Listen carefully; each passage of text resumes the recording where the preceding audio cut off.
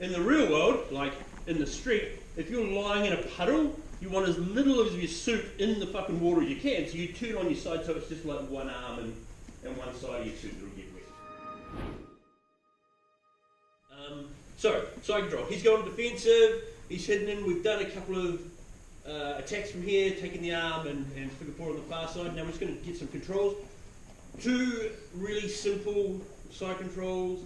Short base, when my knees are in tight, my elbows are on the far side, I'm kind of sticking to him.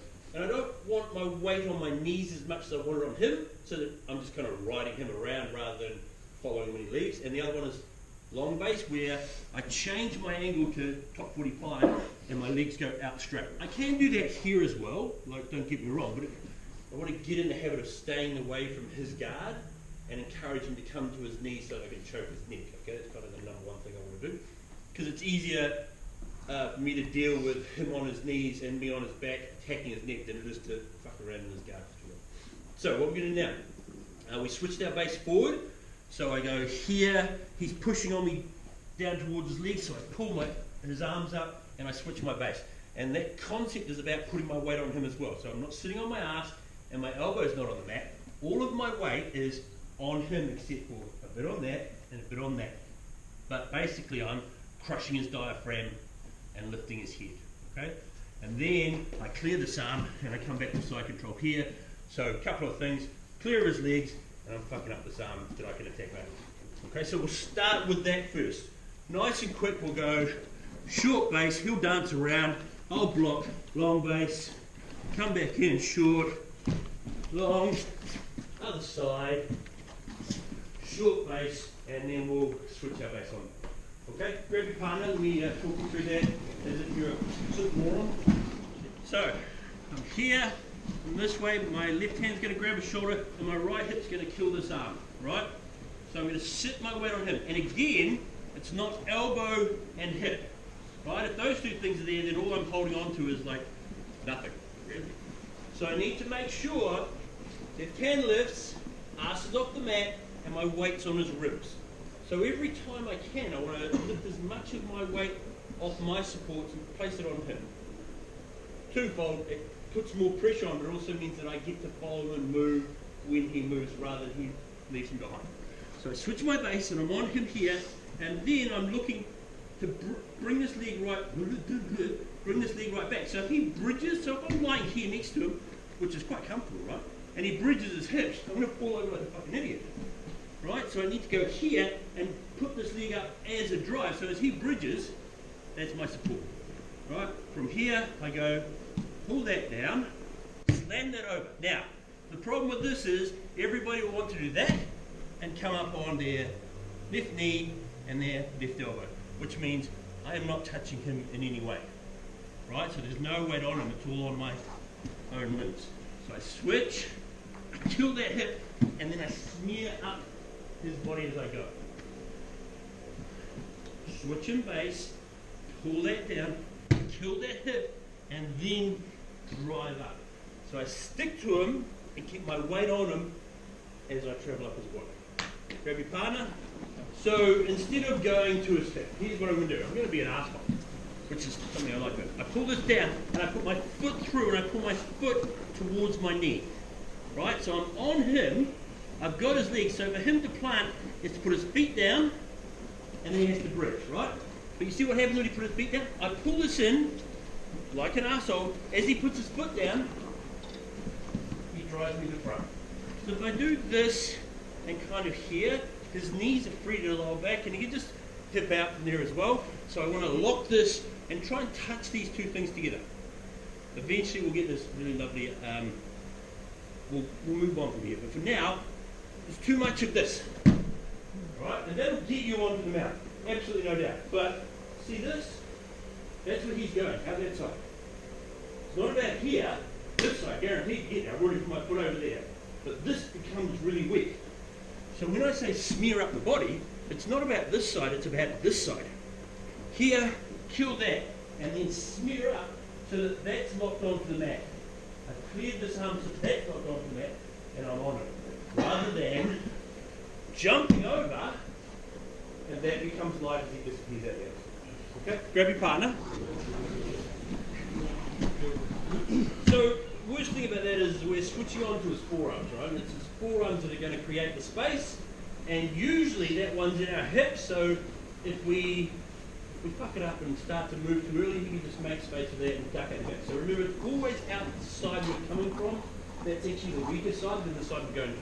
A lot of effort's put into getting that nailing on there, and as a result, we tip our weight that way and our legs nice and light. So the reverse of that, if you're underneath and someone's traveling the side control through the mount, don't worry so much if you've missed the chance to stop them going there. Just look for the little gap they create out the other side. They kind of build their momentum, help them go over there as fast as they fucking like. Oh fuck, get over there, no problem. Then just hip out the opposite way. It's actually a much, much nicer escape. So in this case, I don't want to switch base onto his arms, I don't want to give him anything, so I switch base onto his belt, right? The issue here is two things. He can knee me in the face, so if we're in the street, I'm doing this, he can knee me in the face, and I get close to the genitals, which is never a good thing, right? We're already doing too much of it, and to actually get down there on purpose is just wrong. But I go from here, and I switch onto his hips, and I grab a handful of ass, right? And then what I'm looking for is exactly what I've done. So my right knee, left knees come nice and tight here. I pull these together, and I back away to get that. Then this hand extends around, so that when I come around to the top, I get a nice cross face, so that I can just punch him in the side of his head. Probably open hand in his eardrum would be better, but he can't be in that side. Hip done right. So, handful of ass, try and pull his pants down. He hasn't got any, don't do this. Here, pull this down, lock that same thing, right. Smear that across.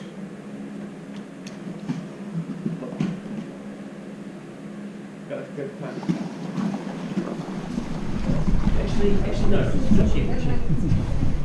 So the one thing that's going to happen here is, I'm going to switch my base. My head's down, right? I'm not looking at his knee, because if he just goes obvious. So I head down, I'm here. But if he hips away, because this is really all it's holding there, this is great, right? So what I'll do here is I'll grab that one, and I'll pull it into here. And then knee bar him. Right, so if he wants to hip away, he gives me the knee bar. So don't freak out if your partner starts to do that to you, because if he does, you just take whichever knee you want, bring it between your legs and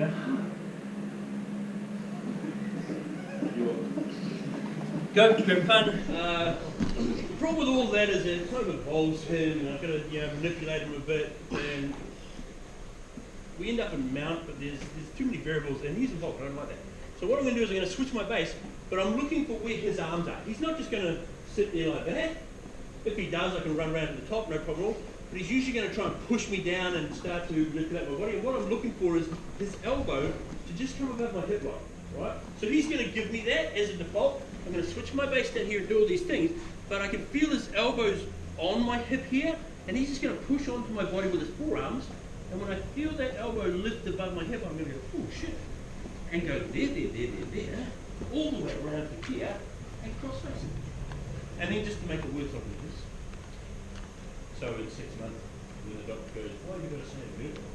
I fucking really added my disc, doing cross faces. And then, because it's completely fucked, but it's just really nice being able to cross face people sometimes just to have a rest. So I'm looking for that to come there, and then my body runs it all the way through to here, and then my arm catches it there and reaches around his head. Same switch, handful of ass, oh I can feel it, lift it, keep it flat, and then when I can, transfer it to my arm, I catch his elbow under my armpit, and I reach this one through here. I don't turn him this way because that alleviates the pressure. I do this and this. Do the face. But I've got to catch that elbow under my arm. Love it. So good. Grab your partner, reverse side down. Switch face onto their hips. Okay, shake it off. Shake hands. You part a little cuddle. Kick on the cheek. Okay, so a whole bunch of shit. We'll just do a quick crash course on that. But the idea is it's a total movement and transition. If I can move around from one side to the other, switch base forward and back, his chances of keeping these here and defensive are fucked. If I try and pull the arms, he knows exactly what I'm doing. But if I walk around the top and his arm comes across here, I'm in behind that elbow and I'm armbarring. Hands come free, his neck's open. If I come around the other side, I can get his collar and get his head. So using my body to separate his limbs while I move around him. And if he's hipping away, Then going to the other side gives me his back. So they've got to be pretty slick to be able to do both things at once, okay? Good job. Well done. Fuck off.